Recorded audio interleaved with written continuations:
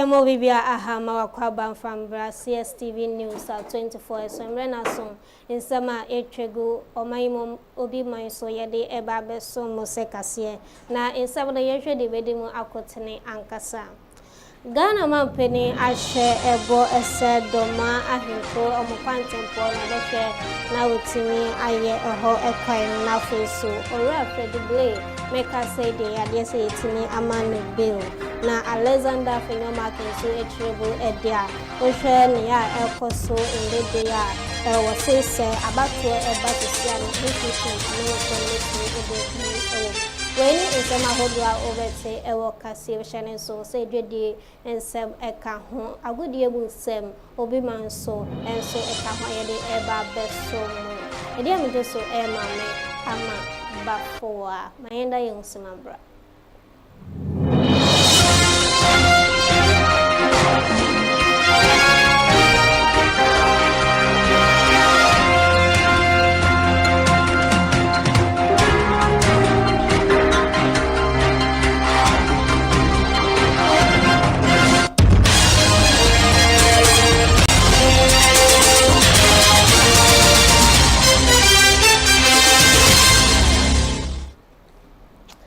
Mayeza mo bibia akwa babiona ya bebeshe yensem no asiyede ni kwa kotremu ewo Ghana mampeni akachi na Ghana mampeni John Dramani Mahama nrada no cheso kopie mu ewo bono mantemu ninina eka eye ne to abo achesende wode eko ye omayi mu na eno anachese Ghana mampeni ehye ebo ese kwantempo eda eye jenejene eko sampa kwantempo no obehwe na wotimi esiesie so o say entwa se afimpinu ni eduonu enso no na sa kwan no wotimi ayeni na kane akwan a ne eye e free break o meko sampa eye sebi ne efe no kota bitumen road yana na go so hene a wenya ne baby ko say sapete sa kwan ne sapete enso nananum we aye kwan aye friend asphalt na me wogidie say afia ebe 2027 eko na wiye no na echese sa kwan eko pem sampa na ya ye wie na Ghana mampeni John Dramani Mahama ekasa wieye echire na cheso oswafo hwe ya kwantempo eso eye onunyafo kwame agboza echirebo ense contractor efo achese yede won akwakogu eye sa akwayo de solo wo hwe yes pass sika yede ebema wonu momunyi tekukra emfa emfre won fanye kwan no se na ebe ya adehie nso betimi omoho betimi ahenhan wona feso akona badie so etimi akoso. The state of our roads by the time President Mahama took office was very terrible, including this road. So we needed to take certain steps to urgently activate work on this project. As a result, we have to go through a quicker process of procurement and getting contractors on site to make sure we finish this project. But I can guarantee you we have mechanisms within the management of the project to make sure that no contractor takes a cedi without working for it. We can guarantee you that. And the quality will not be less than what President Mahama directed us to do. Na nanwada na yede ebetu eja ese kanititre ni dema NPP amanyo kono eye ora Freddy Blay ade se wakwa kodi apostle kukuni na efa eye menteme ho ase eye insase bi enmanso twebia inde okopiebo ewo efi ase meka say de okopiebo ewo high court no ewo koforidua na yade se wotimi amano bill 800,000 Ghana cedis to shorties and so on a lawyer Godfred Yabwa Dame a church in South. Apart from bringing the judiciary into institute, it's actually symptomatic of some judicial high-handedness. High-handedness in the sense that it was treated from our perspective, perhaps on account of his background, political background and all that. But this is not a matter that they will be granted to any person at all, no matter how high standing or low standing a person in society. And so how would you treat him in this way, especially when there's even no evidence of service to the summons and what have you? Atene is in good medical care. He's on admission in UGMC, and I believe that the medical practitioners are really doing their very best. And so he's in good health. I believe that he will be in good spirits and all. Na yabako rashe bedwem na donkuma ba no deni Alexander Kwame na afenyo make no nde ode atu edwa wo chebo ese ndi saban betina benwa so bo hye bebra wo hye ye no kame akoye se omuntimi enye ye no chrebu edi asendende wode abato ehhehye so a obetimi enya abano dodo ewo mrahye bedwem. Throughout Akufo-Addo's 8 years, go and check PURC. In 2018, electricity tariffs were reduced. Within a year, they've increased the electricity tariffs to almost 30%.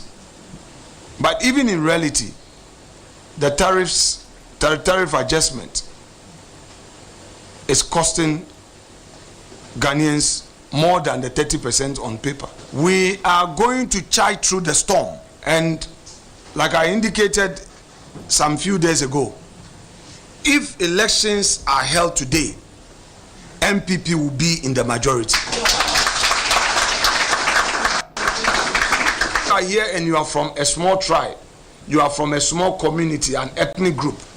Don't let them come with their propaganda to say that because you are from an ethnic group that is in very minority, don't join MPP. MPP belong to a certain clan or tribe.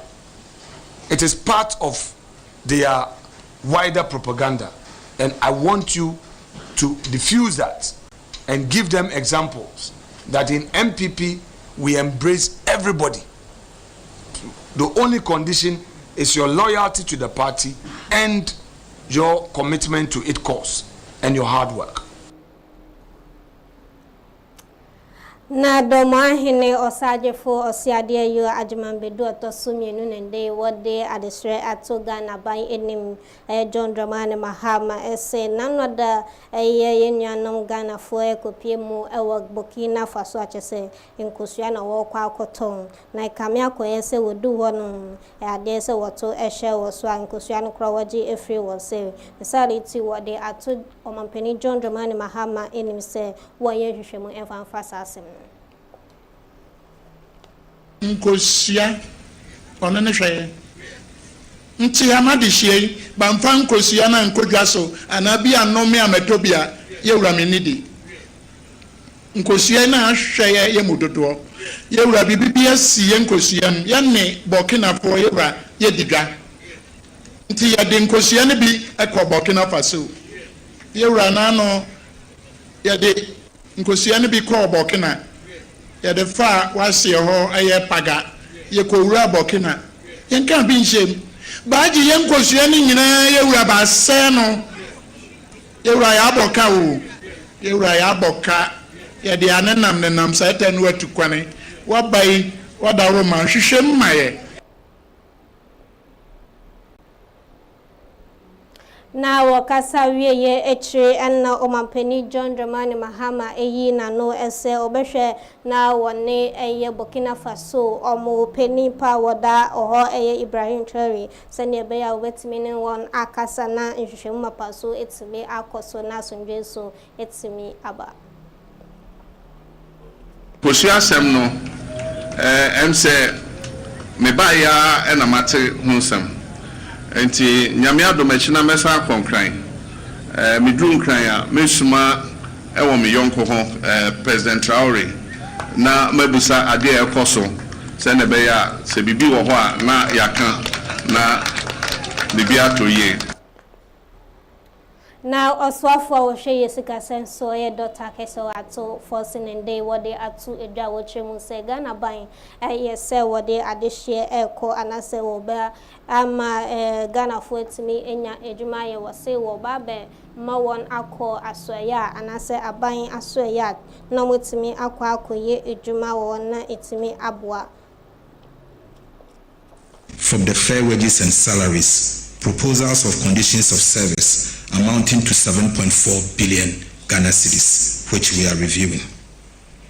The 2026 agreement between government and organized labor still holds.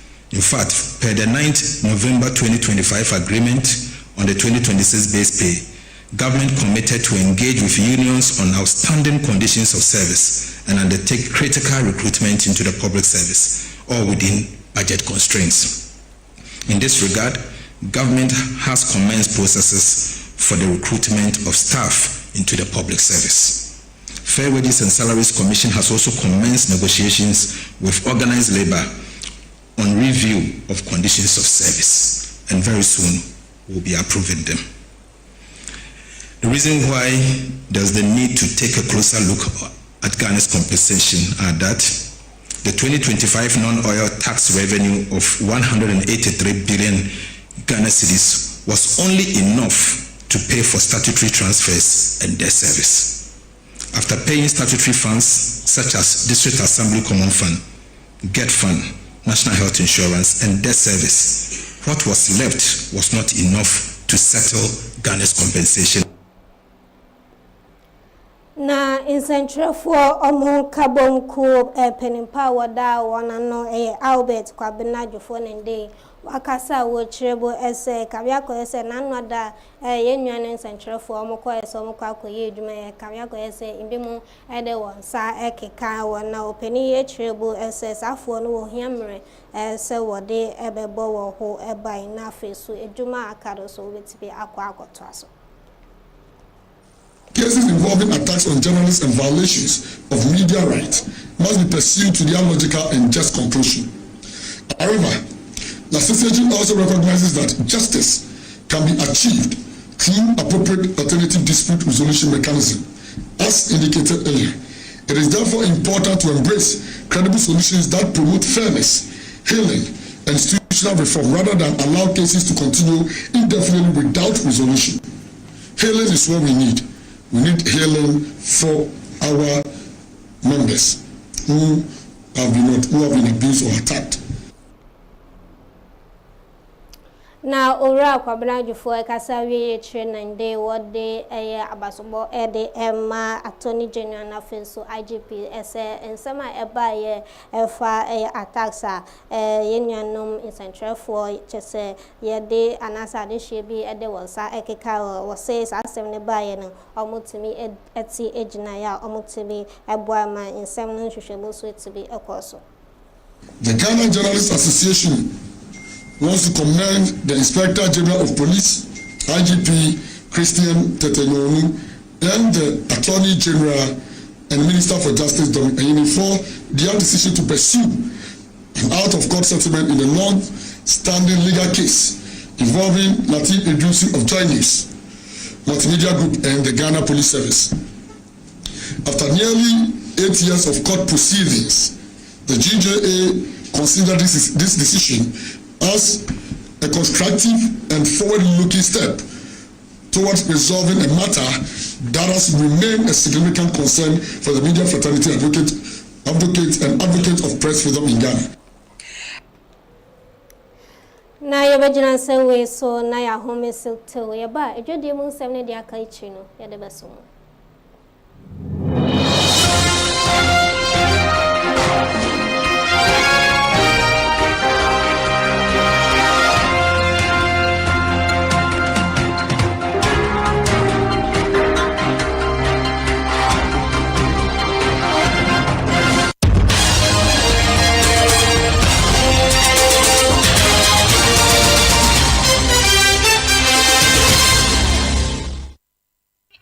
Company Limited. Your conveyor Yamawa Kwaba Ediba Answer Company Limited. So who blocks machines here a papa.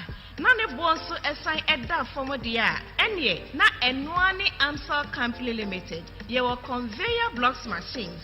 hydraulic blocks machines, pallets, any blocks machines in one accessories in Yana. And my face so blocks machines are who draw opening in a bin so ever hope. To show your child quite in a year. There was Sprinters Road 18 Junction. Yannick KFC Dino and a dish anymore. Frey, it was 05240 and I say 0540725850. Amstel blocks machines in Papa Efie.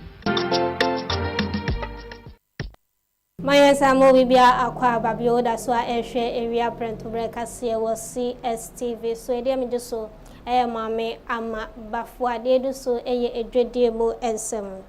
Now, Marshal Bejani Dema Adisha war offense so south, Dr. Isaac Yao Opoku, and then they were they subo ebo abai ese, a Kabiako ese, ye mamma, one natchez or doko or my mono, senior what tongue, what they will cocoa, a co obimaso equatone, I dare say it to be at so.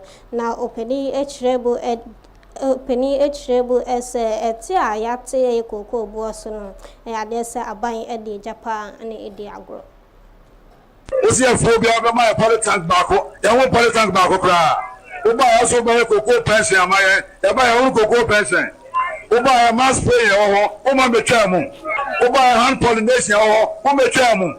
Now, why you winning now when him says that I could afford the yen Casenti. Say, crowd, and your person, and say 2,500 in the crown or some Tiso. Now, no, dear, I know the Meme Sass here, or this one may you matadi, not my dead Adaso. Then I have a boy and what the Daniel called Jubilee as well. I was a dollar from Bank of Ghana said, Opa, you got ton of Manoneno in Yasika $3.9 billion. Oh, I graduate for one, but I'm off from multiply. Oh, my dollar, no, I come from no. Here, Jessica, do what? Oh, my, but I have say 10. One to Ukrainian fans say 10. What they want to play when you're 39. When you're 39 billion cities. Now when they're 11 billion. I didn't say I want to meet you. I have what I have. No, not just a woman. Omo no. I know the same book industry. No, I didn't if it's a cocoa, yeah, sentiment, and one cries.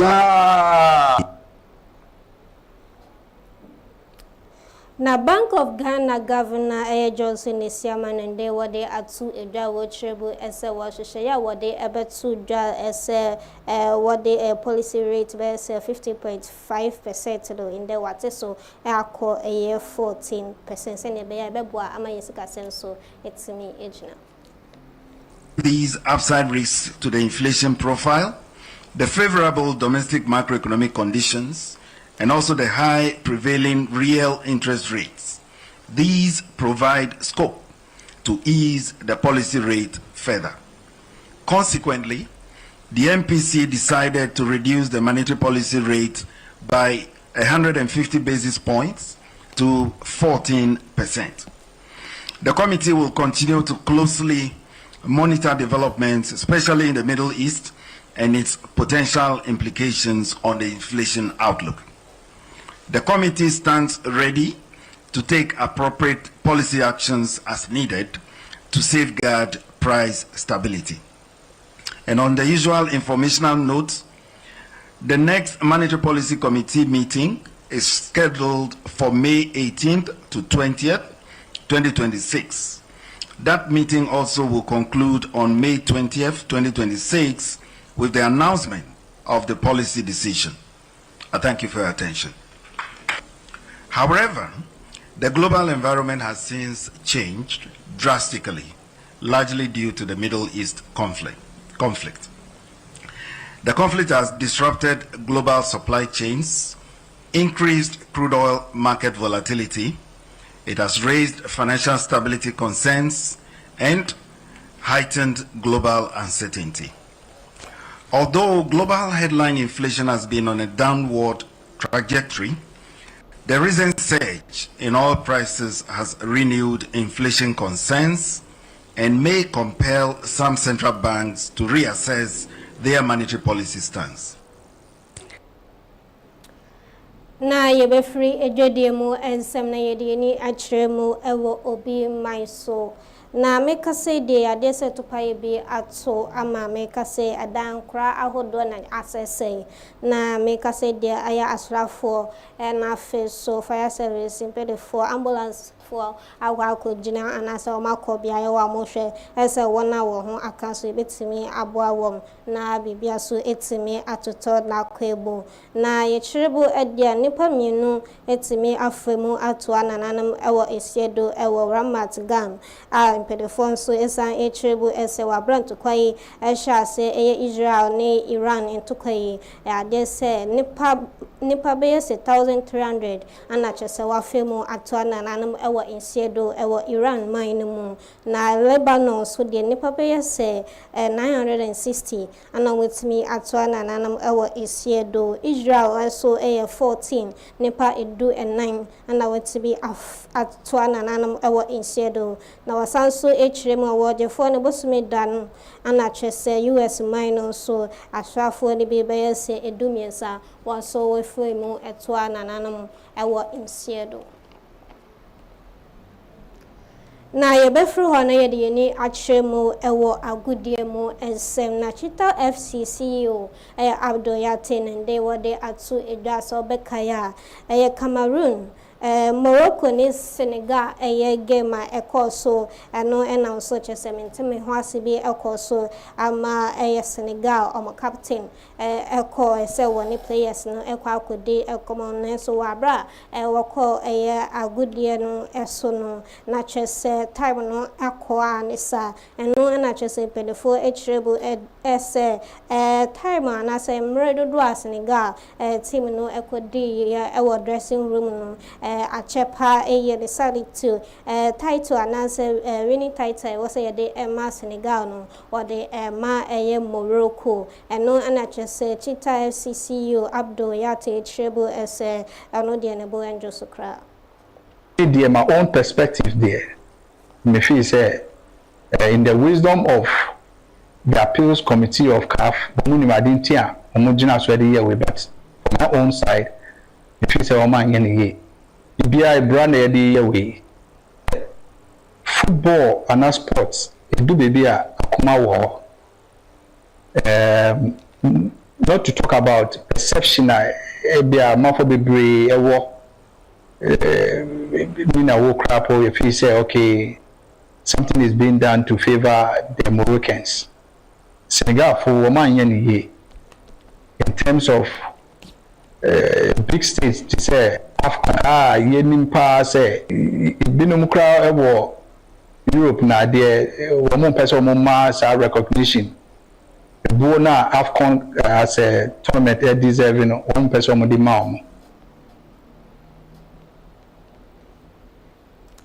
na Stoneboy enyuntini na inde wode ato Ghana foni na enim se World Cup ba beba so ye wo say de chita ni na tai Blasters chise ne be yankuni de so betimi ayeye dia. Whatever spiritual denomination that we belong, this is the time that we need the support that we can rally to back the Ghana Black Stars. 2 months. It starts from 11th of June to the 19th of July. So I am appealing to the whole world from Ghana that the Black Stars, via the committee, the World Cup committee, has actually called on us and tasked us to make sure that we contribute, right? You know, every day you go collect the 55 CD. You too, sometimes you go contribute. So we have to contribute and make sure that Ghana is able to raise funds to support the people who have the passion to want to go and cheer them in America, in Mexico, and where? And Canada.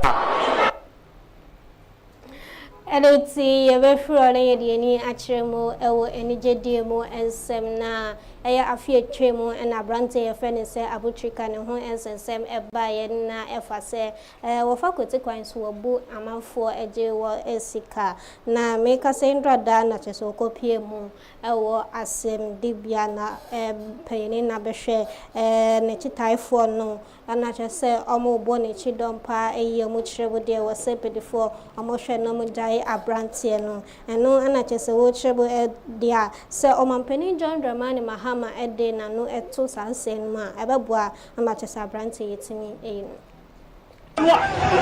Jimia, you are super and you're going to do a boy, who don't make a for something.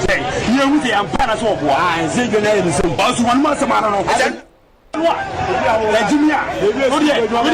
you are super and you're going to do a boy, who don't make a for something. You with the Ampana so and say your name is one month. Nti yebegyina nsɛmwe so na kase ya boaboa no nyina no yɛde ebesi ɛwɔ hanyumko we na ɔmɔsɔ ya sɛ ndewie yɛde kase so ɛde ɛbɛso mo Saris Dream Jewelry Answer Block Machinery and Block Manufacturing KS Capital School Limited NAP Apartment Hotel and afei so Crystal Direct Shop ɔmo ɛna ɔmɔsɔ ya sɛ ndewie ya yɛde kase so ɛde ɛbɛso mo da emu aboafo ni na ase ndin ɛne maame ama Bye.